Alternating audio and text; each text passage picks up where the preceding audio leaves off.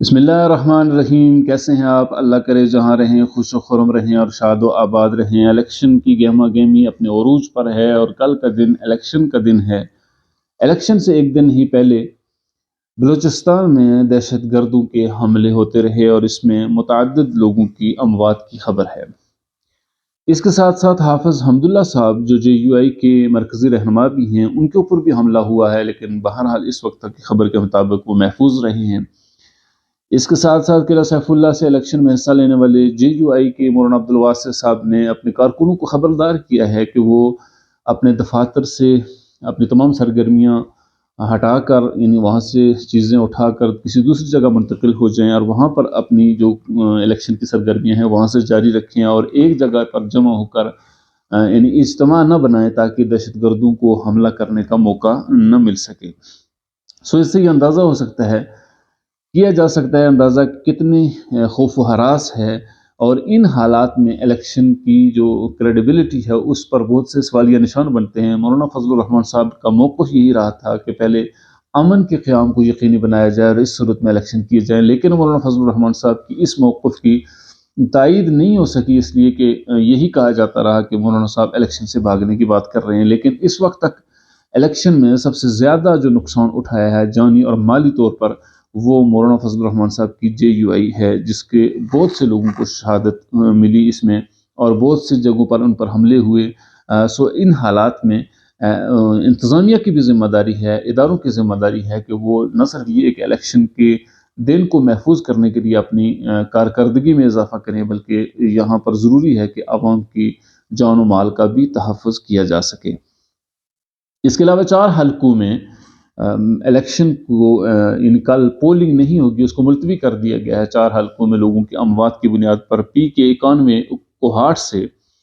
امیدوار عصمت اللہ خٹک کی موت کی وجہ سے وہاں پولنگ ملتوی کی گئی ہے۔ ان 8 بجوڑ پی کے 22 میں ریحان زیب کی موت کی وجہ سے وہاں بھی الیکشن ملتوی کیا گیا ہے۔ اس کے ساتھ ساتھ پی 266 رحیم یار خان میں اسرار حسین کی موت کی وجہ سے یہاں پر بھی الیکشن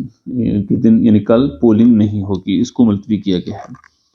اس کے ساتھ یہ بھی خبر گردش کرتی رہی کہ الیکشن کے دن انٹرنیٹ کو بند کیا جائے گا، لیکن آج پی ٹی اے کی طرف سے یہ اعلامیہ جاری کیا گیا ہے کہ انہیں اس طرح کی کوئی بھی ہدایت حکومت کی طرف سے نہیں دی گئی ہے۔ سو اس وقت تک یہ کہا جا سکتا ہے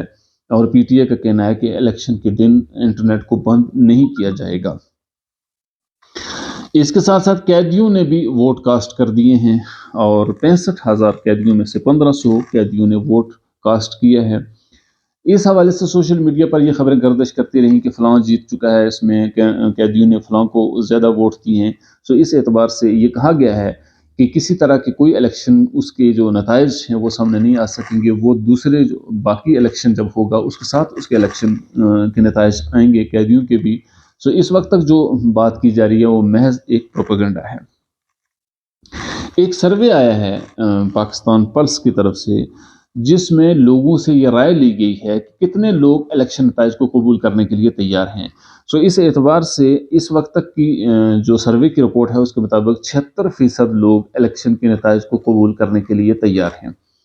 اور اگر پارٹی کے اعتبار سے بات کی جائے تو پیپلز پارٹی کے 94، نون لیگ کے 87 اور پی ٹی آئی کے 67 لوگ الیکشن کے نتائج قبول کرنے کے لیے تیار ہیں، جن کو اگر مجموعی طور پر دیکھا جائے تو یہ کل تعداد میں 76% بنتے ہیں۔ الیکشن نتائج کو قبول کرنا اور الیکشن نتائج کے اوپر سیاست کرنا 2 علیحدہ علیحدہ چیزیں ہیں۔ سیاسی جماعتوں میں سے ہمارا یہ مزاج رہا ہے کہ جس سیاسی جماعت کو الیکشن میں شکست کا سامنا کرنا پڑتا ہے وہ ہمیشہ دھاندلی کا بہانہ بناتی ہے، اور الیکشن میں دھاندلی کو بنیاد بنا کر ملک میں سیاسی انارکی پیدا کی جاتی ہے، جس سے معیشت کو نقصان پہنچتا ہے، اور معیشت کا نقصان ایک عام آدمی کا نقصان ہوتا ہے۔ ان بڑے سیاستدانوں کا، الیکشن میں حصہ لینے والوں کا کوئی نقصان نہیں ہوتا۔ سو ضرورت اس چیز کی ہے کہ اگر ملک میں ایک اتنا بڑا ایونٹ ہو رہا ہے جس میں پوری ملک کی سیکیورٹی داؤ پر لگی ہوئی ہے، دہشت گردوں کے حملے ہیں، اور اس طرح یعنی ملک کے اندر چونکہ سیاسی طور پر استحکام نہیں ہے، اس کی طرف ایک پیش قدمی کی جا رہی ہے۔ سو ایسے میں جہاں اداروں کے اوپر بھی لازم ہے کہ وہ الیکشن کو فری اینڈ فیئر بنانے میں اپنا کردار ادا کریں اور یہ تاثر جائے عوام کے اندر کہ شفاف الیکشن ہوئے ہیں، وہاں عوام کی بھی ذمہ داری ہے کہ وہ ایسے سیاستدانوں کا اعلی کار بالکل نہ بنے جو الیکشن کے بعد دھاندلی کے نام پر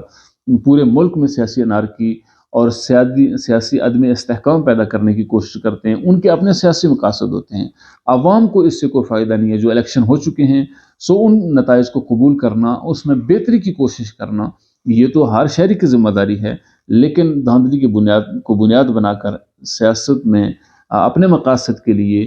سیاسی انارکی پیدا کرنا یہ کسی صورت پر میں بھی قبول نہیں ہونا چاہیے۔ یہ بھی کہا جا رہا ہے کہ پاکستان میں جو الیکشن ہیں ان کے نتائج کی صورت میں ایک نوجوان وزیر اعظم بھی بن سکتا ہے۔ 2018 میں چونکہ عمران خان صاحب یعنی پی ٹی آئی الیکشن میں جیت کر سامنے آئی تھی، اور اب چونکہ پی ٹی آئی کا ذکر نہیں ہے اس طرح، چونکہ اس کے اوپر بہت سی پابندیاں ہیں 9 مئی کے واقعات کے بعد، سو اس اعتبار سے اس وقت پیپلز پارٹی اور نون لیگ کا آپس میں مقابلہ ہے۔ سو اگر پیپلز پارٹی، ندیم ملک صاحب نے ایک پروگرام میں یہ انکشاف کیا ہے کہ ان کی اندازے کے مطابق 90+ سیٹیں لے سکتی ہے نون لیگ، 45 پیپلز پارٹی اور 40 کے قریب پی ٹی آئی بھی سیٹیں لے سکتی ہے۔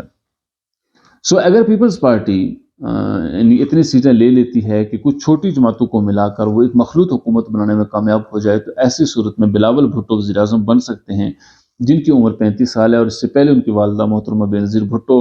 وہ بھی 35 سال کی عمر میں وزیر اعظم بنی تھی۔ سو ایک ایسی صورت کی جس میں بلاول بھٹو بھی وزیر اعظم بن سکتے ہیں، تو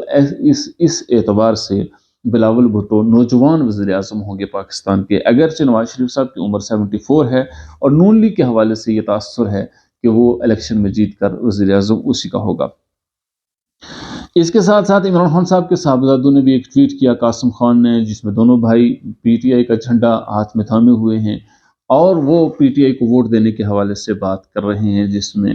اور یعنی ایک لحاظ سے یہ تاثر دیا گیا کہ عمران خان صاحب کے صاحبزادے بھی سیاست کے میدان میں کود چکے ہیں۔ یہاں یہ بھی ناقدین نے کہا، جمائمہ خان کا ایک 2018 کا ٹویٹ انہوں نے اس میں کوٹ کیا کہ جس میں اس نے کہا تھا کہ وہ ان کے بیٹے سیاست میں انوالو نہیں ہوں گے، تو اس اعتبار سے تنقید کی جا رہی ہے۔ لیکن عمران خان صاحب کے بیٹے عمران خان صاحب وزیر اعظم رہ چکے ہیں، ایک بڑی پارٹی کے سربراہ بھی ہیں وہ، سو ایسے میں ان کے بیٹوں کا سیاسی عمل میں حصہ لینا کوئی تنقید والا کام نہیں ہے کہ یہ کوئی غلط کام ہے۔ سیاست ایک اہم کام ہے، اور ہر شہری کو اپنا سیاسی رول پلے کرنا چاہیے۔ ان حالات میں عمران خان صاحب کے بیٹے اگر سیاست میں دلچسپی کا اظہار کرتے ہیں یا ان کی اپنی ایک رائے رکھتے ہیں، تو اس پر کسی صورت میں تنقید نہیں بنتی۔ یہ خوشائند بات ہے کہ ان کے بیٹے اگرچہ پاکستان میں موجود نہیں ہیں، لیکن وہ بھی سیاست میں اور اپنی جماعت کے لیے، اپنے والد کی جماعت کے لیے وہ سرگرم ہیں، یا اس حوالے سے وہ کوشش میں مصروف ہیں۔ ہماری ویڈیو کیسی رہی؟ اگر آپ کو پسند آئے تو اسے لائک اور شیئر ضرور کیجیے۔ السلام علیکم ورحمۃ اللہ وبرکاتہ۔